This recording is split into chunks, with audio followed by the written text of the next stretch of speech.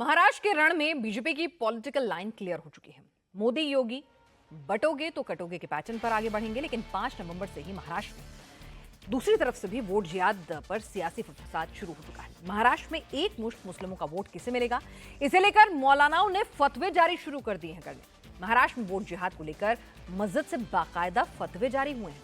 मुसलमानों से एकजुट होकर महाविकास अघाड़ी के पक्ष में वोट करने की अपील की गई है। 5 नवंबर को एमवीए के नेता डिंडोशी विधानसभा की इस्लामिया मस्जिद पहुंचे थे, जहां उनकी मौजूदगी में मुसलमानों को एकजुट होकर वोट करने की उन्होंने अपील की।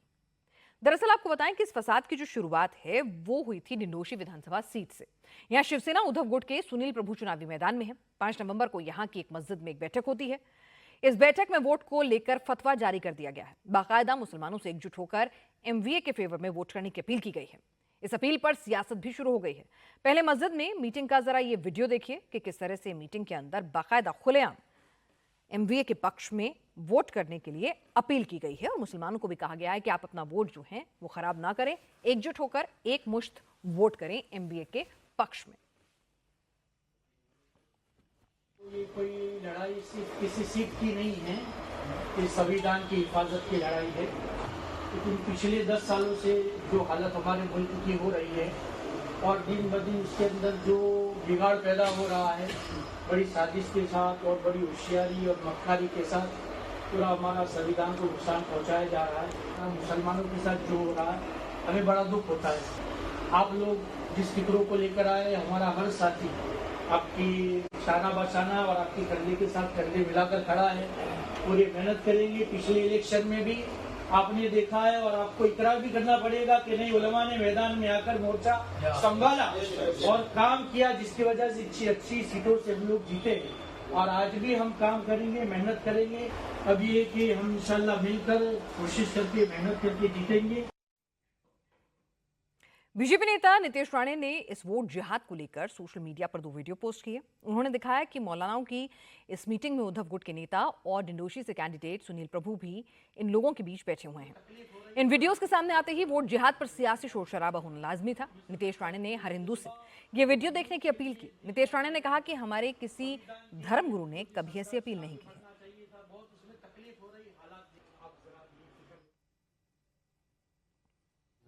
आज सुबह मैंने मेरे एक्स अकाउंट पे जो वीडियो डाला है वहां सरल स्पष्ट हो जाता है कि ये उबाटा के जो 3 कैंडिडेट है वो किस तरीके से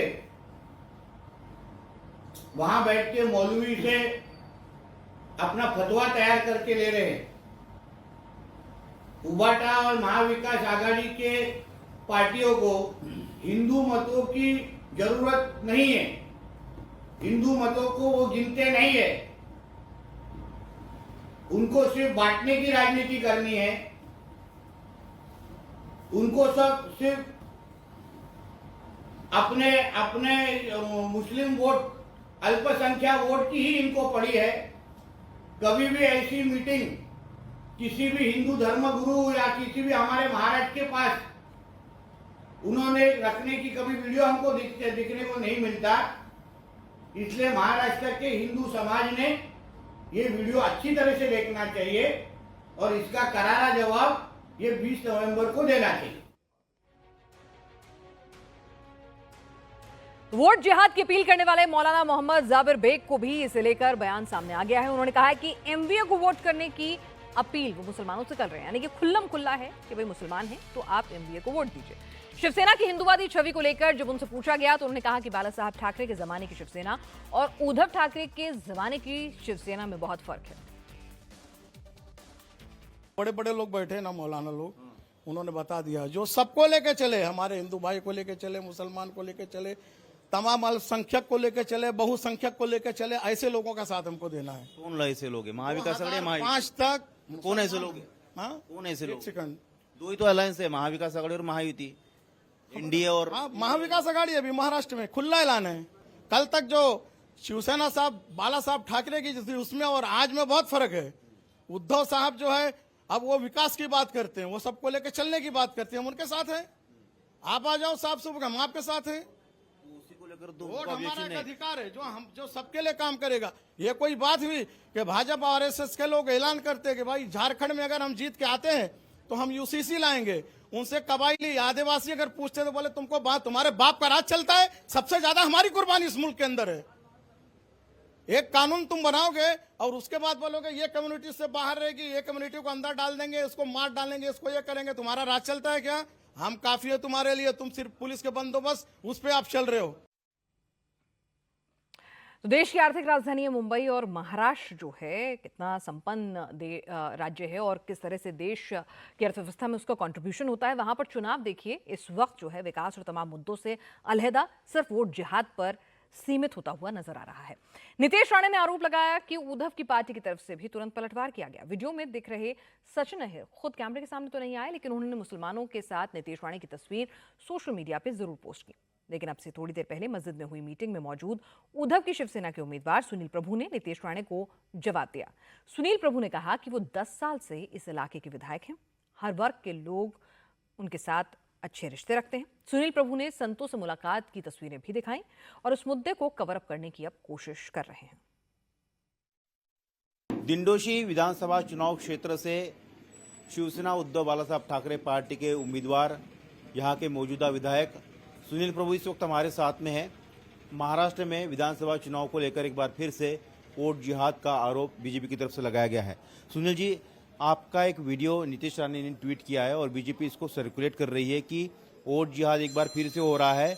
आपकी पार्टी जो है मुस्लिम वोटों की तुष्टिकरण की राजनीति कर रही है और एक बार फिर से मुस्लिम वोटों के सहारे है, आपको हिंदू वोटों की जरूरत नहीं है। ऐसा है कि ये जो है वो नैरेटिव लोगों में फैलाने का काम इस तरह से चल रहा है। पिछले 10 साल से मैं इस क्षेत्र में विधायक है। दिंडोशी विधानसभा में सारे धर्म के लोग रहते हैं, सारे भाषिक लोग रहते हैं और सबसे मेरी अच्छी ताल्लुकात है। 10 साल में अगर मैं विधायक है तो मेरा एक अच्छा रिलेशन सबसे बना है और एक भाईचारा इस दिंडोशी विधानसभा में है। जैसे मैं वहाँ पर जितने धर्मगुरु थे मुस्लिम समाज के उनसे मिला, वैसे हिंदुओं को भी मिला ना। ये हिंदुओं के हमारे उस मंदिर के जो साधु है उनको मिलके उनको कौन है आशीर्वाद लिया।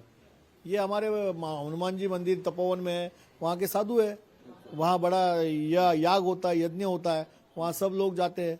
तो भी ऐसे लोगों के पास जाना ये भी मेरा कर्तव्य है। कल जैन मुनि जो रहेंगे उनके पास भी मैं जाऊंगा। सारे धर्म के लोगों के जितने भी यहाँ पर जितने साधु संत है उनको मिलना ये मेरा कर्तव्य है और उनका आशीर्वाद लेना ये काम है। संविधान में चुनाव जो है उस चुनाव में सारे मतदाताओं का मत वोट लेना ये हमारा कर्तव्य है और वोट मांगना ये हमारा कर्तव्य है। तो हम हमारी जाके वहाँ पर लोगों को विनंती करते हैं कि हमें वोट दीजिए, उसमें क्या बड़ी बात है। नीतीश राणे ने आज सवाल उठाया था कि आप ये भी तस्वीरें दिखाए, आपने हालांकि तस्वीर दिखा दी कि आप हिंदू साधु संतों के साथ कहाँ मुलाकात कर रहे हैं, वहाँ का उनके साथ कहाँ बैठक कर रहे हैं। आप मुस्लिम लोगों के साथ बैठक कर रहे हैं और कह रहे कि फतवे निकालिए, हमें वोट दीजिए। नीतीश राणे क्या बोलते मैंने सुना नहीं है। उन्होंने मुझे हिंदुत्व सिखाने की जरूरत नहीं है। हिंदुत्व में पिछले 45 साल से मैं जब मैं राजनीति में हूँ ना तब से हिंदुत्व के ऊपर ही काम कर रहे हैं हम लोग। और इसलिए हमारा हिंदुत्व क्या है, हमारे मुंह में अगर राम है तो हाथ को काम, ये हमारा हिंदुत्व है। तो हम सारे लोगों से, सारे समाज से मिलकर एक भाईचारा बनाकर यहाँ प्रगति के खोज के लिए लोग आए।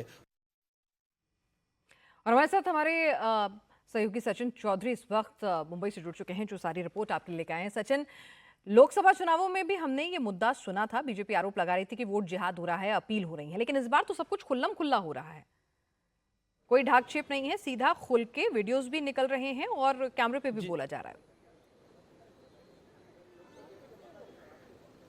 जी बिल्कुल, मुस्लिम इलाकों में जब हम गए और हमने कुछ मौलाना से भी बात की तो उनका कहना था कि जिस तरह से रामगिरी महाराज का बयान आया, नीतीश राणे के कई सारे बयान आए और जिस तरह से मुस्लिमों के खिलाफ, उनके धर्मगुरु के खिलाफ जो है बीजेपी की नीतियां है, वक्फ बोर्ड का मामला चल रहा है, यूसीसी लाने की बात की जा रही है, तो इन तमाम मुद्दों को लेकर मुस्लिम समाज में अभी भी जो लोकसभा के वक्त रोष था वो रोष अभी भी बना हुआ है और इसलिए मुस्लिम समाज अब खुलकर कहने लगा है कि वो महाविकास आघाड़ी के साथ में है।